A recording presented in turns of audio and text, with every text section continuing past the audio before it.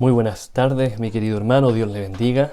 Estamos a través de esta predicación online llevando a sus hogares un mensaje de esperanza, de amor, un mensaje que busque tranquilizar también nuestro corazón en el tiempo en el cual nosotros estamos viviendo. Les habla su querido pastor Rodrigo Peña para que en esta hora podamos compartir en algunos minutos la palabra del Señor en el contexto de este día miércoles de oración que estamos llevando a cabo de una manera muy distinta, ¿no? Donde por una normativa que se ha establecido a nivel nacional y también nuestra iglesia ha tomado esa iniciativa, hemos cerrado nuestros templos, pero no queremos dejar de predicar ni de hablar acerca del amor del Señor a pesar de la condición en la que nosotros nos encontramos. Así que si tiene algún amigo, si está con su familia, si está ahí en su hogar reunido, invite a los que están ahí a poder escuchar este mensaje,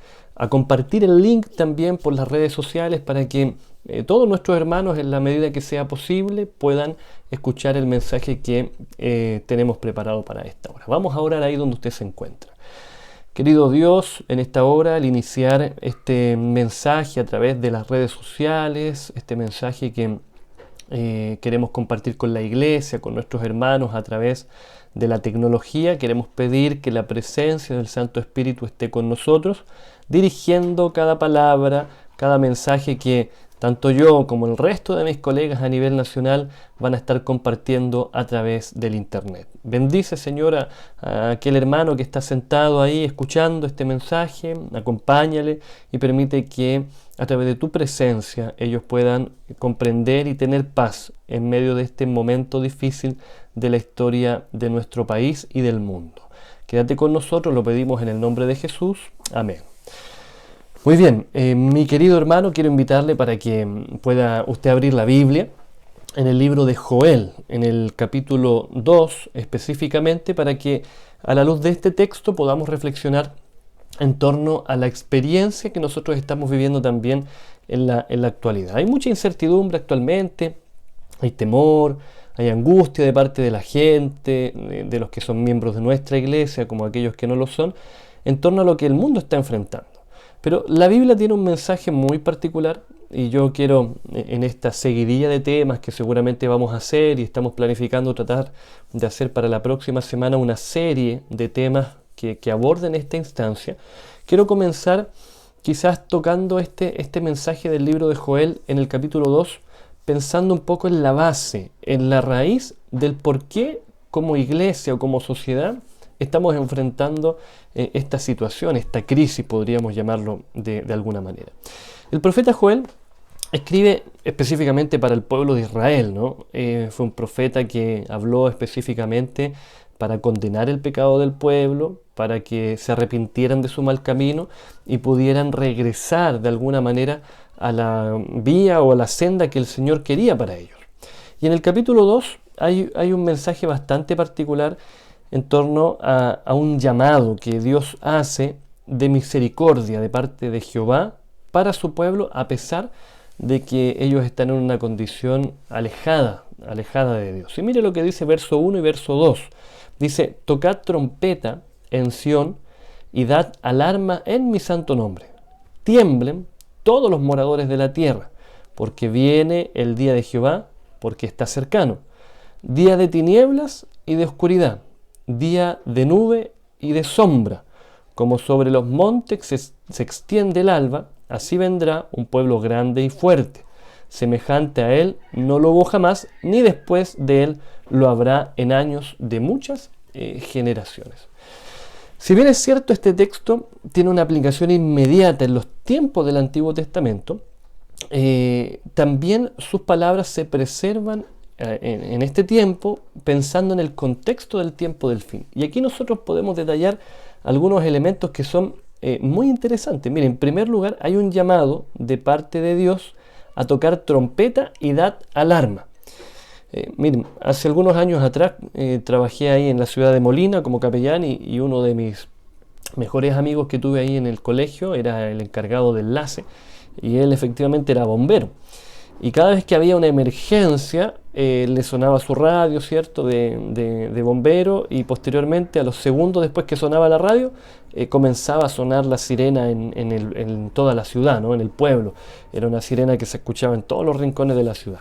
¿Qué simbolizaba esa sirena? Indudablemente simbolizaba un llamado de alerta, ¿no?, un llamado de atención específicamente para los voluntarios, para que acudieran lo más pronto posible a atender la emergencia.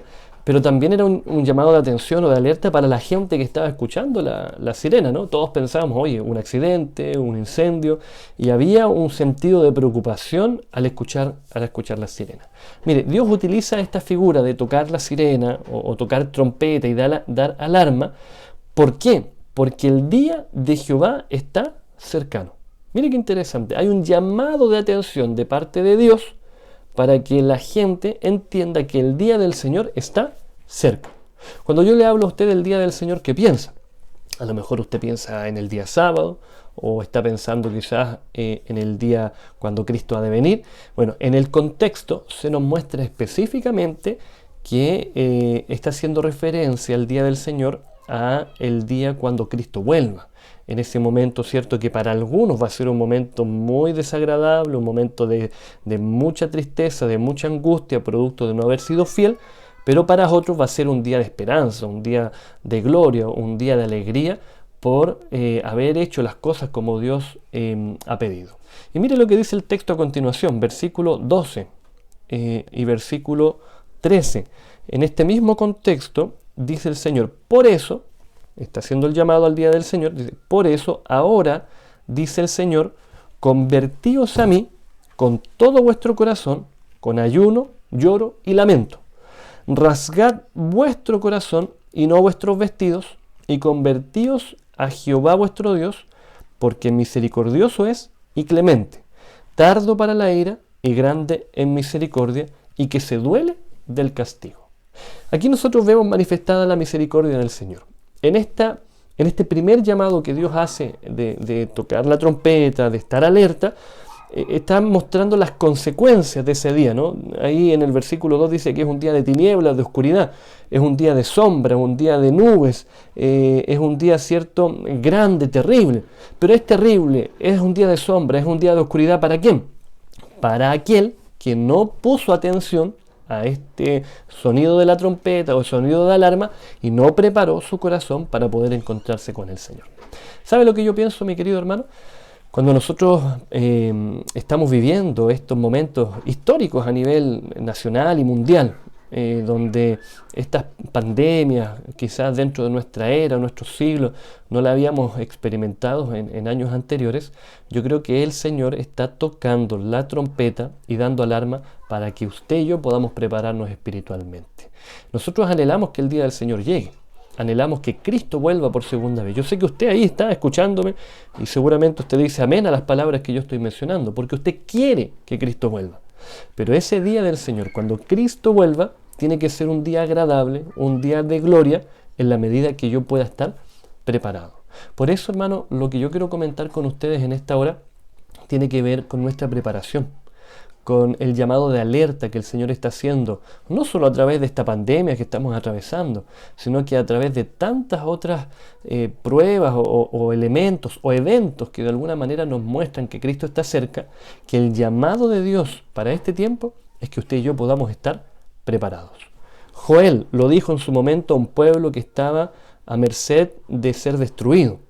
El Señor utiliza estas palabras en el contexto actual para un pueblo, para un planeta, para un mundo que está a merced de ser destruido por la amenaza del pecado y del enemigo. Por eso el llamado, versículo 12 dice, ahora dice el Señor, convertíos a mí con todo vuestro corazón, con ayuno, lloro y lamento.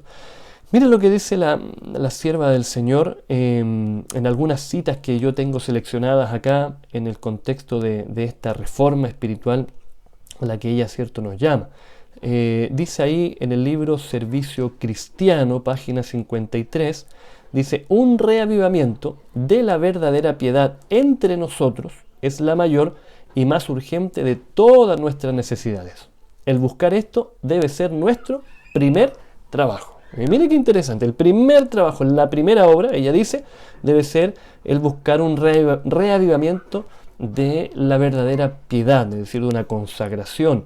En el camino a Cristo lo vuelve a reiterar, la primera obra debe ser buscar al Señor.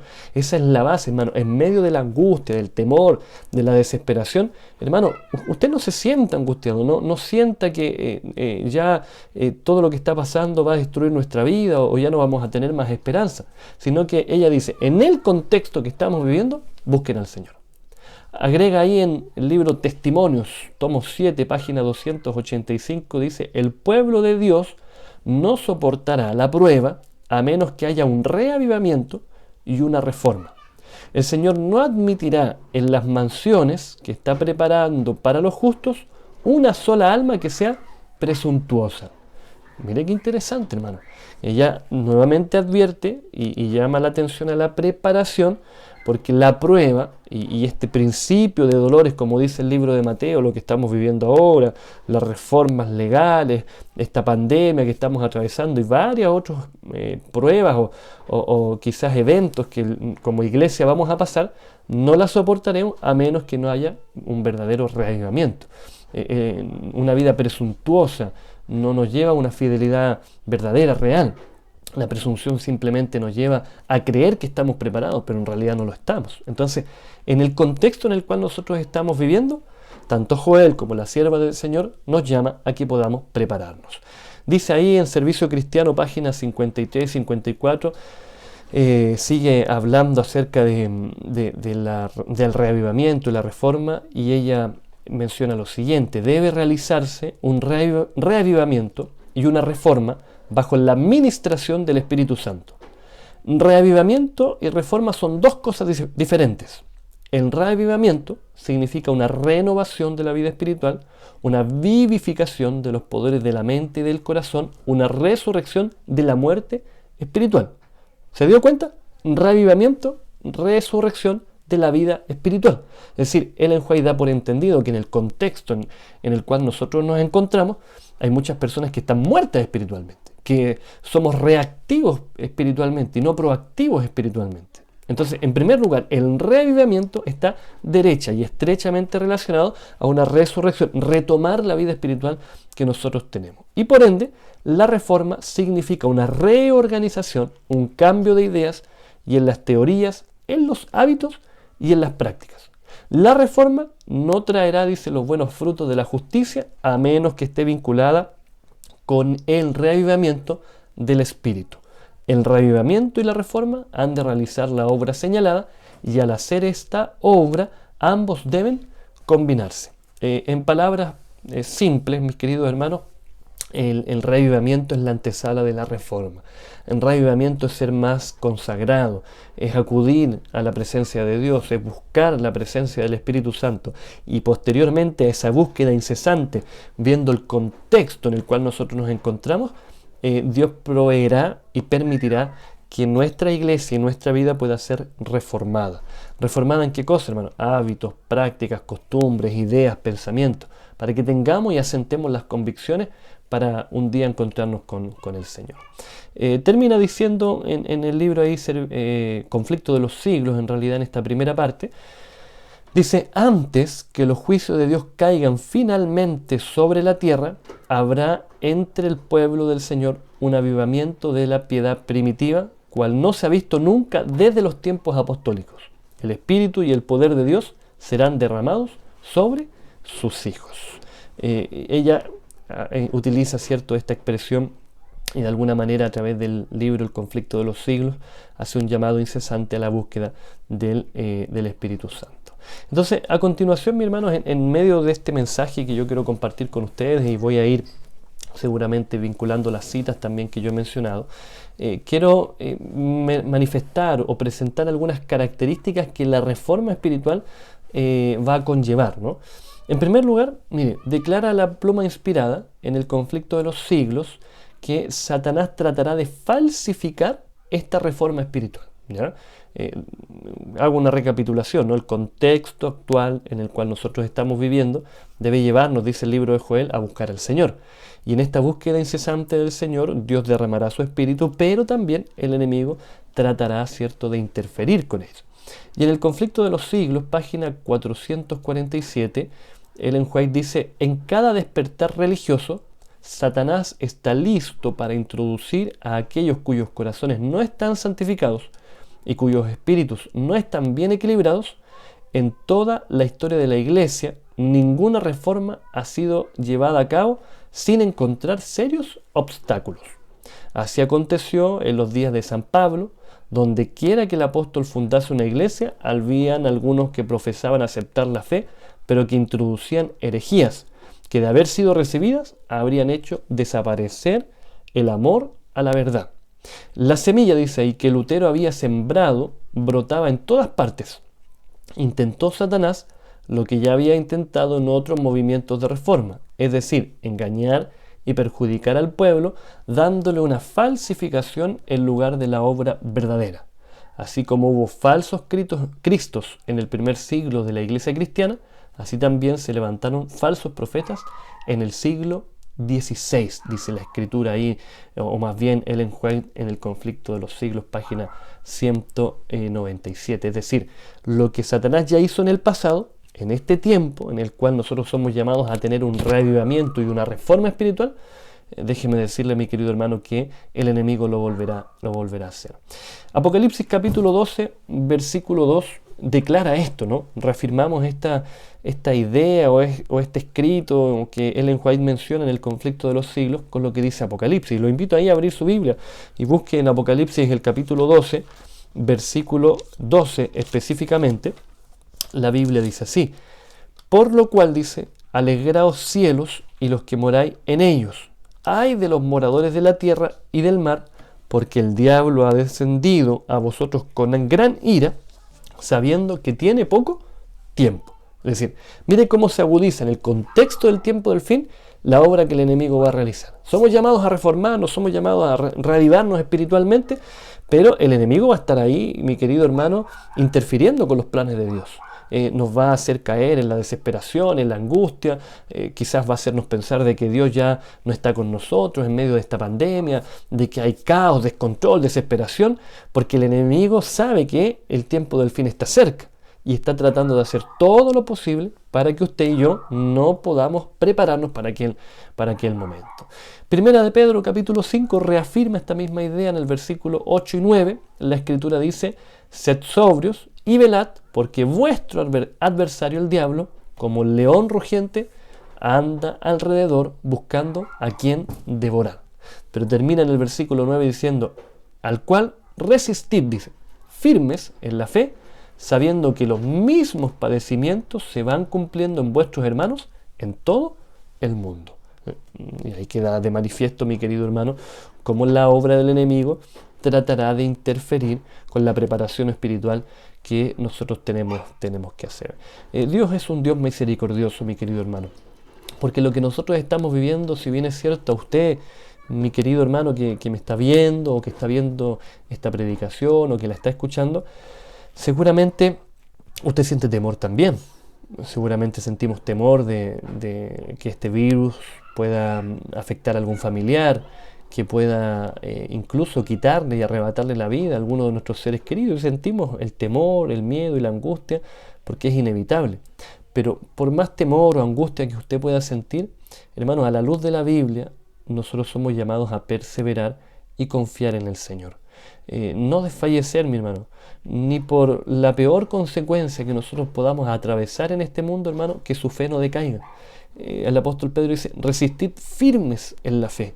Es decir, tener una consagración a tal punto, hermano, que sea lo que pase, llámese virus, llámese conflictos políticos, llámese conflictos bélicos quizás en el futuro, hermano, sea lo que sea que usted y yo tengamos que atravesar, hermano, nada nos desvíe de nuestra principal motivación o nuestra principal obra, como dice Ellen White, que es prepararnos para un día encontrarnos con Cristo. Yo le pregunto, ¿usted quiere encontrarse con Cristo? ¿Usted quiere un día ver a Cristo volver en la nube de los cielos y que el día del Señor sea un día agradable para usted y no sea un día de tormenta? Porque usted estaba preparado, porque usted logró hacer lo que el Señor le pedía. Mi querido hermano, a través de este mensaje yo le animo para que todo lo que nosotros estamos viviendo pueda hacer que nuestra vida se prepare para un día encontrarnos con Cristo Jesús.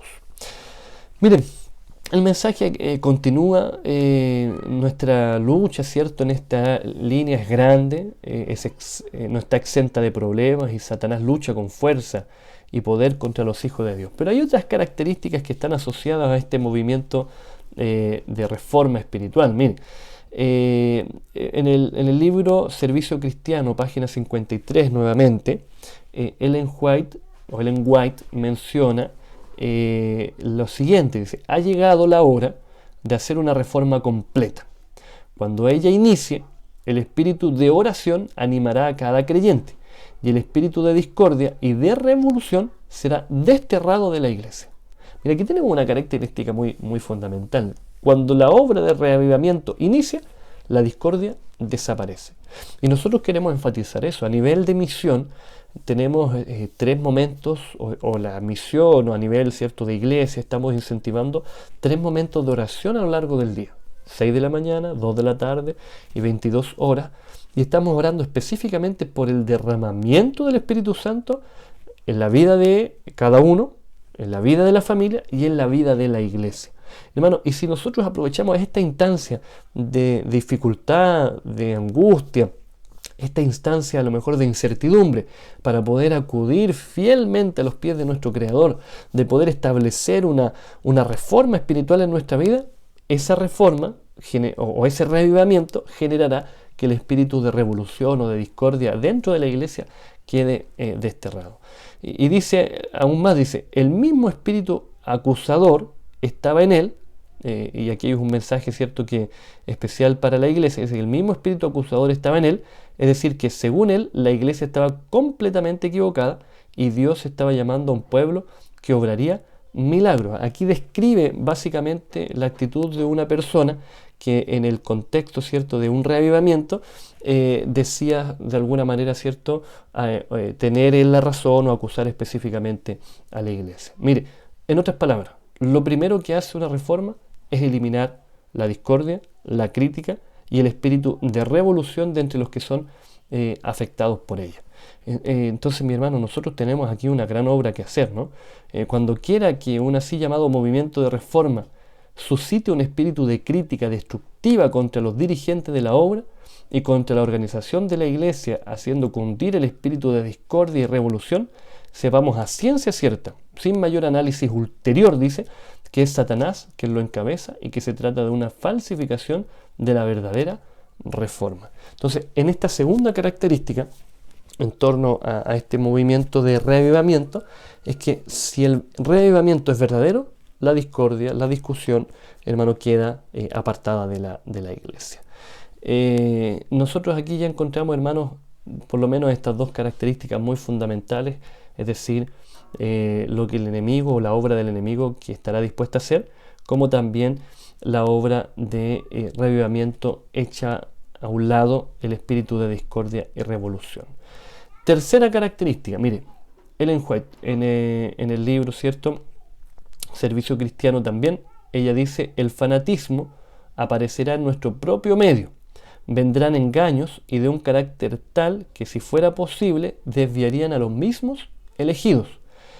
Lutero tuvo también que sufrir gran aprieto y angustia debido a la conducta de fanáticos. Y a los Wesley y otros que por su influencia y su fe fueron causa de bendición para el mundo, tropezaron a cada paso con las artimañas de Satanás, que consistían en empujar a personas de celo exagerado, desequilibradas y no santificadas a excesos de fanatismo de toda clase. Guillermo Miller no simpatizaba con aquellas influencias que conducían al fanatismo. Declaró, como Lutero, que todo espíritu debía ser probado por la palabra de Dios. En los días de la Reforma, los adversarios de esta achacaron todos los males del fanatismo a quienes lo estaban combatiendo con el mayor ardor.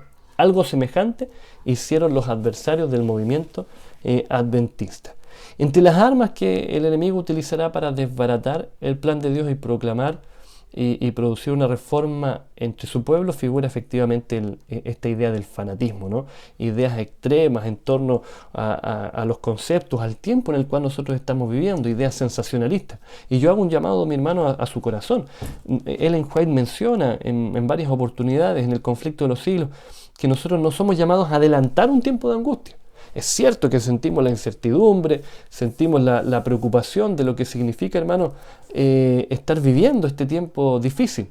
Pero de alguna manera, mi querido hermano, no somos llamados a avanzar o adelantar un tiempo de angustia que no es tal todavía. Si bien es cierto, los acontecimientos se van cumpliendo, hermanos, vivamos el día a día y pidámosle al Señor que nos vaya preparando ahora, que todavía están estas señales donde nosotros podemos llamar la atención, donde podemos llamar la atención de nuestro corazón. La trompeta, como dice el libro de Joel, está sonando, hay un sentido de alarma, y este sentido de alarma, hermano, busca que usted se prepare en primer lugar, pero no caer en ideas tan extremas en este tiempo, donde pensemos, hermano, que podamos albergar ciertas ideas que estén asociadas al fanatismo dentro de nuestra iglesia. Preparémonos, hermanos, y pidámosle al Señor que nos ayude a estar listos para cuando ese momento difícil pueda llegar, ¿ya? En la hora de la crisis, ¿cierto?, por la cual la iglesia atravesará, de alguna manera, hermano, tenemos un llamado especial de parte del Apocalipsis para la preparación que nosotros debemos tener. Y quiero invitarles, mi querido hermano, ahí a abrir su Biblia, específicamente en el libro de Apocalipsis, en el capítulo 3, versículo 14 hasta el versículo 22. Porque aquí nosotros encontramos un poco, y finalizando el mensaje que estamos compartiendo con ustedes en esta hora, finalizando un poco lo que el Señor tiene para mostrarnos en esta hora, ¿no? En el contexto de la iglesia a la Odisea, desde el capítulo 3, versículo 14 en adelante, se encuentra la condición reflejada de la iglesia en la actualidad, ¿no? Todas estas amenazas que el Señor, o que el enemigo, perdón, tratará de hacer para amedrentarnos en el contexto del tiempo en el cual estamos viviendo, principalmente, hermanos, tienen su asunto o su base en nuestra condición espiritual. El reavivamiento comienza por usted. Si a nosotros, hermanos, lo que está pasando en este mundo no nos hace pensar y reflexionar, necesitamos, hermanos, acudir con más fuerza a los brazos del Señor. Y mire lo que dice Apocalipsis capítulo 3 del 14 al 22. Dice: aquí escribe el ángel a la iglesia en la Odisea, el Amén, el testigo fiel y verdadero, el principio de la creación de Dios, dice esto: yo conozco tus obras, que ni eres frío ni caliente. Ojalá fuese frío o caliente, pero por cuanto eres tibio y no frío ni caliente, te vomitaré de mi boca. Hay un sentido de ambigüedad. Es decir, en el tiempo en el cual nosotros estamos viviendo, la iglesia está pasando por este sentimiento de ambigüedad, donde creemos estar bien, pero realmente no lo estamos, ¿no? Hay una apariencia superficial de nuestra consagración. Y dice el versículo 17, tú dices, yo soy rico, me he enriquecido y de ninguna cosa tengo necesidad. Mas no sabes que tú eres un desventurado, miserable, pobre, ciego y desnudo. Por tanto, yo te aconsejo que de mí compres, dice, oro refinado en fuego para que seas rico y vestiduras blancas para vestirte, y que no se descubra la vergüenza de tu desnudez, y unge tus ojos con colirio para que veas. Y el verso 19 dice así: yo reprendo y castigo a todos los que amo. Sé pues celoso y arrepiéntete. Es decir, tomando la misma idea de Joel, de este sentido de alarma, este sentido, cierto, de advertencia que el Señor utiliza y donde hace un llamado específico a nuestra preparación espiritual, nosotros lo vemos reflejado aquí en el capítulo 3 de Apocalipsis, donde hay un llamado especial a nuestra consagración. Y Dios dice: mira, tú crees estar en una condición clara y específica, pero estás totalmente equivocado. Tienes una condición espiritual a lo mejor deficiente, necesitas consagrarte más. Y dice: yo reprendo y castigo a todos los que amo. Hermano, no crea que el Señor está enviando todo esto a nuestro mundo, o estamos viviendo y atravesando esto porque Él quiere que usted sufra o que el mundo sufra. Estos son llamados de atención de parte de nuestro Dios porque nos ama, porque quiere que usted no se pierda, porque quiere que su familia no se pierda. Seguramente ahora hay alguien que me está escuchando y tiene dudas en su mente, tiene dudas en su corazón de por qué estamos atravesando esto o lo otro. Mi querido hermano, yo quiero decirle que Dios utiliza esto para llamar nuestra atención, para que podamos acudir a sus brazos de amor. Si usted no lo entiende así, mi hermano, quiero decirle que el Señor le está dando una oportunidad. Y si usted me está escuchando en esta hora y está de alguna manera viendo este mensaje, quiero decirle que la oportunidad es ahora. Todos estos acontecimientos a lo largo que avance el tiempo del fin se van a ir agudizando. Nosotros vivimos en este momento una pandemia. No sabemos lo que va a deparar hacia el futuro en algunos meses más o en algún par de semanas más. Pero todo lo que nosotros estamos viviendo, el Señor busca llamar nuestra atención, tener un sentido de alarma y de urgencia para estar preparados cuando Cristo vuelva por segunda vez. Termino solo con lo siguiente. Primeros Escritos, página 270, dice, Ellen White dice, vi que el testimonio del testigo fiel había sido escuchado tan solo a medias. El solemne testimonio del cual depende el destino de la iglesia se tuvo en poca estima, cuando no se lo menospreció, dice, por completo. Este testimonio ha de mover profundo arrepentimiento. Todos los que lo reciban sinceramente le obedecerán y quedarán purificados. Es decir, si nosotros atendemos este mensaje que acabamos de leer, de alguna manera el Señor está dispuesto a entregarnos la salvación. ¿Cuánto tiempo queda, hermano? No lo sabemos. Pero lo que sí sabemos es que el Señor nos está advirtiendo a través de todo lo que estamos viviendo, lo que está aconteciendo, para que usted y yo nos preparemos. ¿Cree usted que necesitamos ser más fieles al Señor? ¿Cree que necesitamos buscarle de manera más intensa? Yo no sé por qué el Señor ha permitido que ahora quedemos en nuestros hogares. Yo estoy aquí en mi casa preparando estos mensajes para ustedes, tratando de pastorear a la iglesia junto a nuestros ancianos de esta forma.